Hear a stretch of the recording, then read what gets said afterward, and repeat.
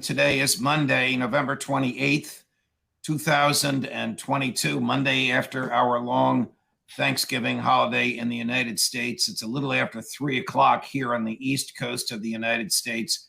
Our guest today is our regular analyst on the Ukraine war, Colonel Douglas McGregor. Colonel, always a pleasure. Thank you for joining us. A belated happy Thanksgiving to you and your family. Such an American, such a quintessentially American holiday. It's true. You have warned us about this, and during our 4-day break over the Thanksgiving holiday, the New York Times headline was, or the one that's most memorable to me, U.S. and NATO scramble to arm Ukraine and refill their own arsenals. Question, Colonel, are we dangerously depleting, we the United States, not NATO, I'll ask about NATO in a minute, are we the United States dangerously depleting our own arsenals in order to feed the globalist narrative that we have to provide military equipment and ammunition to Ukraine? I think it's very clear that our ammunition stocks, as well as key items of equipment, such as your self-propelled 155 millimeter gun, are in very short supply now as a result of having to supply the Ukrainians. You ask, is it dangerously low? It's only dangerous if we are contemplating a confrontation with the Russians. That is out of the question in my view. And for that matter, if we were to go back to the Middle East and take on any number of opponents there, it would be equally ill-advised.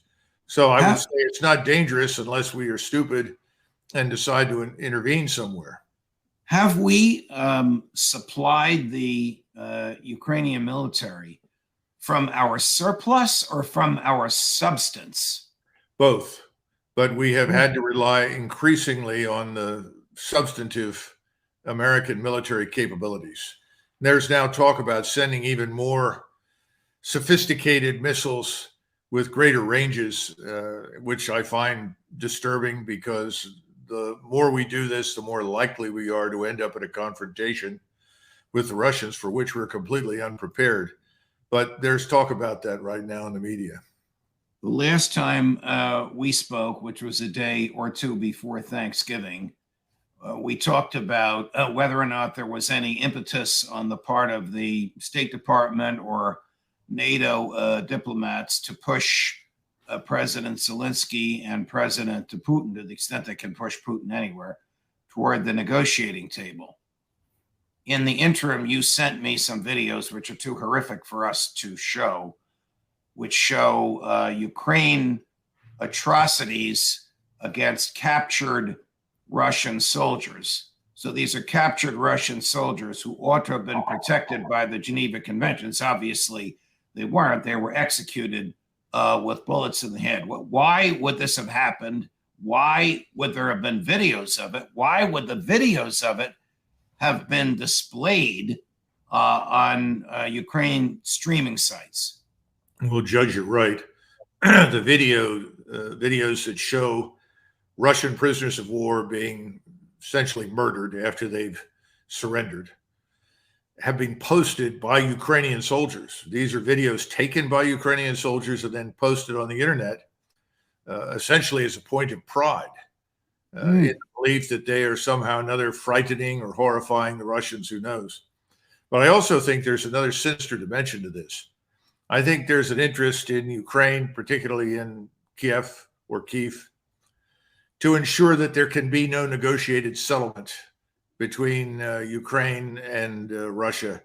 Not so much because of people in Kiev that might be willing to talk, but I think there's growing fear that Washington will ultimately abandon them. They know that Ukraine fatigue is not exclusive to Europe. Ukraine fatigue is certainly having an impact inside the United States. They can read the news. They know that the new Republican Congress may well turn out to be much less willing to support them than the previous one. So under the circumstances, I think they want to make it almost impossible. And one way you do that is by murdering your opponent's soldiers and then posting videos about it, because it so poisons the waters, if you will, with Russia, And it makes it so difficult for the Russians, particularly President Putin, to come to any arrangement, because the Russian people are seeing these things and are incensed. You have Russian military commanders, and frankly, from the beginning, we've accused the Russians of terrible things. They did not do those things. They did not mass rape. They did not mass murder. That's all nonsense. It's all propaganda that the Ukrainians cooked up and then was disseminated across the West and eagerly regurgitated by the Western media, but it was never true. I'm assuming that what you sent me was real. It certainly looked real. It's absolutely real. There was another video in the mix, though, that was kind of entertaining because it showed what appeared to be an attempt by the Ukrainians to orchestrate a fake Russian attack on civilians. I mean, and unfortunately, or fortunately, I guess for us, they showed the director of the operation, lights, cameras, and supporting people. It was and this has been done before by the Ukrainians as well. All right. Would the mass display of Ukraine war crimes and atrocities on captured defenseless Russian soldiers, boys, have been approved by the high command, or is this some rogue endeavor by the more hardcore of the Ukraine troops? Do you have an answer to that or an idea on that? If this was a one-off, and then suddenly the Ukrainian government directed that these videos be removed, and then made a statement that they're going to look into this to establish the facts, and if this is in fact true, they will take action. If that had happened, then one would conclude that these were rogue elements, but that has not happened. And so the only conclusion I can reach is that people in Kiev are saying, look, this will keep the war going. This will make it harder for the United States to abandon us because the Russians won't do business. And that's what they currently think is in their interest. I want to put on the screen a map of Ukraine, which you have seen. In fact, you were gracious enough to send it to us. Mm-hmm. So I'm going to let our viewers take a moment or so to look at it. The red starbursts represent areas where there's been the concentration of Russian missiles and artillery. The blue represent areas of blackouts where there's no electricity or water to speak of. In the sort of lower right of this portion of Ukraine, the striped area represents the area that has been under Russia's control for a while. So let me start going all the way west. Are you surprised that the Russians sent their missiles all the way west? Well, what is the next country over there west? Forgive my ignorance. Well, west from the map that you're looking at right now, where you see Lvov, just west of that 20 miles is the Polish border. Wow. Is it reckless for the Russians to send their missiles so close to the Polish border? Is that a lesson to NATO? No, it's not reckless at all.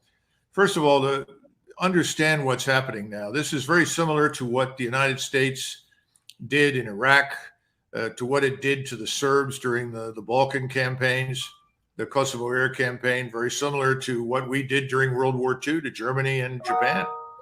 We systematically identified the networks, the infrastructure for fuel storage, fuel distribution, and today power plants on a grand scale. We did that. We destroyed those places and essentially put countries in the dark and did exactly what you're describing. Made it impossible for them to effectively lead normal lives. That was part of the plan. It worked very effectively in Germany. I mean, we were so effective against the fuel refining, storage, and distribution that it brought the Air Force and the Army almost to a standstill in Germany in 1945, certainly by the end of 44. So that's what we're doing now. And this is long overdue. And this is part of the larger plan to prepare Ukraine for the coming offensives. I mean, why would you let your opponent lead a comfortable, leisurely existence if you plan to attack him on a grand scale on the ground? Right. And see, before, when this first phase, no one ever completely grasped what Moscow wanted. They wanted an arrangement. They wanted a negotiated settlement. They were not interested in destroying the country. They didn't want to kill large numbers of people. By the middle of the summer, it was clear that's not going to work. So they threw those assumptions out. They went on to essentially a strategic defense, an economy of force mission. Let's use as few forces as possible to hold on to what's ours, and then we'll build up for the offensive. And that's what's been going on. Now it's getting cold finally. So perhaps in 3, 4, 5 weeks or something, we'll see a major offensive. Gary, can you put the map up again? Colonel, I want to ask you about the sort of lower right-hand portion, if you will, right, where you see the gray and black stripes. Now, as I understand the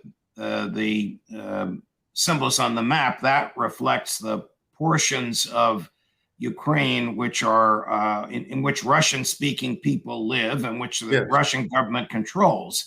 yes. If I'm correct, don't I also see some red symbols there showing Putin attacking that area with either missiles or artillery? How unusual is that? There are Russians living there.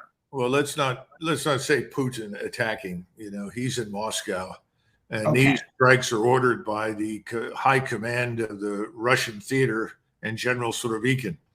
Okay, Strike so the generals in chief are attacking Yeah. where Russians live. Am I right? Well, first of all, understand something. Today we have this capability we call strike. Strike is different from what we imagine the standard use for artillery or rockets or missiles might be in the West. The only thing that separates one strike from another is time and space. And we have precision, which means that we could literally, if we saw something in your backyard where you live, Judge, and we thought it was threatening to us, we could target it and destroy everything in your backyard without necessarily harming you. Now, we demonstrated that capability during the Kosovo air campaign. Some of your viewers will remember that the Albanians in particular were shocked at our ability to attack Serb forces that stood next to or were positioned very close to Albanian homes, but they never damaged any Albanian homes. Well, the Russians can do the same thing. And so there was a decision to attack there, ostensibly because there was some connectivity to this power generation network, and they decided to remove it. Now, beyond that, I don't know the details, but it's eminently capable. They're eminently capable of doing this with great precision. That's why striking those targets that were near the border with Poland was not reckless, because they know they can hit them with absolute precision. Okay, Gary, put the map up again, please. So, Colonel, if the Russians can move with that much precision, then their strikes around Lviv and Kyiv, which we know destroyed residential areas, were done intentionally, that the destruction of homes and apartment buildings was not a byproduct, it was the goal. Is that fair to say? No, again, that's not accurate, because the power stations and the power distribution networks were inside those areas. In other words, Where they is the didn't decide we just want to level Kyiv. I mean, if they wanted to level Kyiv, they could do it tomorrow morning. It would take a couple of hours. So where on the map is the nuclear power plant or nuclear power plants? Well, the nuclear power plant of greatest interest, of course, is the one to the south in the vicinity of Zaporozhye, which the Russians are protecting. The Ukrainians have repeatedly tried to launch missiles and rockets and artillery rounds against that power station in the hopes of precipitating a nuclear crisis that they think they would benefit from. All right, The right Russians- above Zaporozhye, it shows the symbol for an explosion. Then to Yes. the left of Zaporozhye is the blue symbol for a blackout, and to the right of Zaporozhye is the blue symbol for the blackout. So you're telling us that they want to isolate without destroying and prevent the use of the nuclear power plant in Zaporozhye. Yeah, well, it's not a question so much of preventing Ukrainians from using it. They are protecting that plant from Ukrainian attacks. Now, what they have done is that they have removed the connectivity, as you point out, involving the transmission of power from these plants to Ukraine. That has been done, and that will continue to be done. And we ought to pause for a minute and understand the cascading effects of these attacks. This Right. affects everything, every part of life in Ukraine. you're not just talking about transportation and water, of course. You're also talking about rural life where you have herds of cattle, herds of sheep, vast farmlands. Now those animals and the farmland is lying fallow. The animals are dying. They're losing 20, 30% of their livestock, not because the Russians are killing them, but because they can't feed them. They can't move them. They can't sell them. They can't care for them. So the cascading effects are destroying completely the Ukrainian economy. So Ukraine's output is about non-existent now. So December 1st is 3 days from now. There's already snow on the ground in the northern parts of Ukraine. Where do you see this going in the next 4, 5, 6 weeks, say between now and the first of the year? Well, the experts on these matters, and I'm not one of them that knows something about the weather and about the terrain in Ukraine. I've seen some of Ukraine, but not all of it. And the Ukrainian black earth topsoil varies from 4 to 12 to 15 feet deep. It depends on where you are. That's why it's such a productive region. You have to freeze that, because if it's not thoroughly frozen, you sink like a rock, whether you're in a truck or you're in a tank. It doesn't make any difference. It's not frozen yet. It's only just now dropped below freezing on a permanent basis. Up till this point, we've had freezing at night, but during the daytime, it's gone back up into the 40s or even 50 degrees. It has to drop below freezing and stay that way for at least 2 weeks. So if it's now below freezing and it stays that way, you can do the math. You're looking for something happening no earlier than the 10th, probably no later than the 19th of December. And you're talking about concentrations of Russian troops all the way around the country. We've accounted now formally by these are the people that sit in front of your monitors that control satellites. And the intelligence community says that it's accounted for 540,000 Russian troops. Okay. And of that 540,000, we're talking about 5,000 armored fighting vehicles, of which at least 1,500 are tanks, probably another 1,000 self-propelled artillery, the rest infantry fighting vehicles, 1,000 rockets, missiles, tactical ballistic missiles, your so-called drones, unmanned attack systems, 1,000 of those systems. That doesn't even begin to address the hundreds of fixed-wing aircraft, hundreds of helicopters. The helicopters will move troops, obviously. There will be some ground support, hundreds of fixed-wing aircraft operating as close air support, and also bombers now. We've begun to see the use of bombers, which is something we've done for years. They're now beginning to do it, and they all have precision munitions. Okay, so which you aim at. What you've just described must be understood and known by President Zelensky, by Ukrainian intelligence, by American intelligence, by the State Department, by the Pentagon, and by the White House. Yes. And what are they going to do about it? Well, what they're trying to do is they're trying to ship more equipment to the Ukrainians. The problem is the Ukrainian casualties have been horrendous, particularly over the last few months. There was an article today in the Euro News. I'm told there's another one in the New York Times describing the very, very heavy casualties. Of course, the big lie that is always told to accompany the bad news is, well, the Russians have taken heavy casualties too. Nonsense. The Russians have not.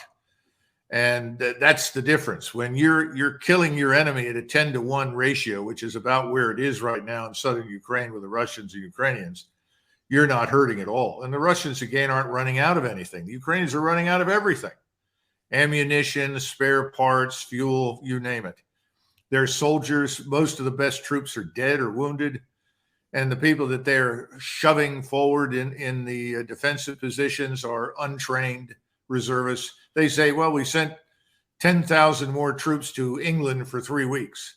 Judge, you're not going to be able to train a man in 3 weeks to do much of anything, or even 5 weeks. You need time. And time is something the Ukrainians no longer have. So the whole thing is on the verge of collapse. Let's pretend you are back in the Pentagon as you were for a portion of the Trump administration. And Secretary Austin along with Secretary Blinken, knock on your door. Colonel, what's your advice? What would you tell them? Get the hell out? I would show them the map and show them the identified concentrations of Russian forces, along with a list of the capabilities, which are impressive in terms of firepower and maneuver. And I would also then bring up a truthful picture of Ukrainian fighting capabilities right now, which are very, very modest. And I would argue, given the terrible conditions that the population faces in Ukraine, it's no surprise that the Ukrainian government is saying leave. Even Klitschko, who is the mayor of Kyiv, has told the population, you really should leave. We're not going to have any power. We won't have water and fuel to heat. You're going to have to go somewhere else and seek shelter. This is the capital city.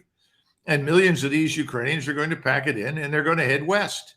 So you're going to have another gigantic mass casualty event, if you will, on Europe's doorstep, with millions of refugees pouring into Poland, Slovakia, Hungary, Romania.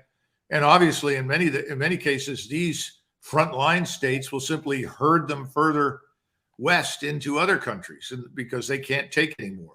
Back to my hypothetical door knocking. What can the American government say to President Zelensky to get him to the negotiating table? You're not getting anything else from us? First of all, Zelensky will do what you tell him. So if you tell Zelensky that the game is up, it's time to come to terms with reality. This is an injustice, a monstrous injustice to the Ukrainian people to fight on at this point. We'll have to accept the fact that a negotiation is necessary. We're going to have to accept that concessions will be made, including territorial concessions. And if you do that, the Ukrainians will go along with it. They won't like it, but they'll go along with it. Now, there is a theory that Zelensky, if he goes along with something like this, will be killed by the radical nationalists. Well, I suppose that's possible. I can't prove that. I don't know. But the bottom line is that you should draw the obvious conclusions. You know, your position is untenable. It's effectively hopeless. And you need to end this thing before matters get much, much worse. But there's no willingness to do that, because the pain, even though we're suffering economically from some of the after effects of our sanctions that have done more damage to us and our allies than to Russia, the damage to us is modest. The people who are really suffering, though, are the Europeans. Their economies are in serious trouble right now. As anybody who wants to turn on a business channel, they'll all tell you about it. And it's not just energy. Again, cascading effects. There are huge problems across the economic production spectrum, if you will. So it makes sense to end this and accept the fact that you lost. You bet that you could bully Russia. You bet that you could force them into a corner from which they couldn't escape. You bet that you could isolate them. You couldn't. And that was never possible to begin with. But if you tell Biden and his advisors and others in the administration to go forward and do that, they're going to tell you you're out of your mind. We're not going to admit that. Do you remember anyone in 1971, 72, 73, 74, 75 admitting, Vietnam was a terrible mistake, we should never have gone? No, well, of people course said not. that years later, but not at the time. Right. Colonel, always a pleasure. Thank you very much. We'll hope to have you back again soon. All the best. Okay, thanks, Judge.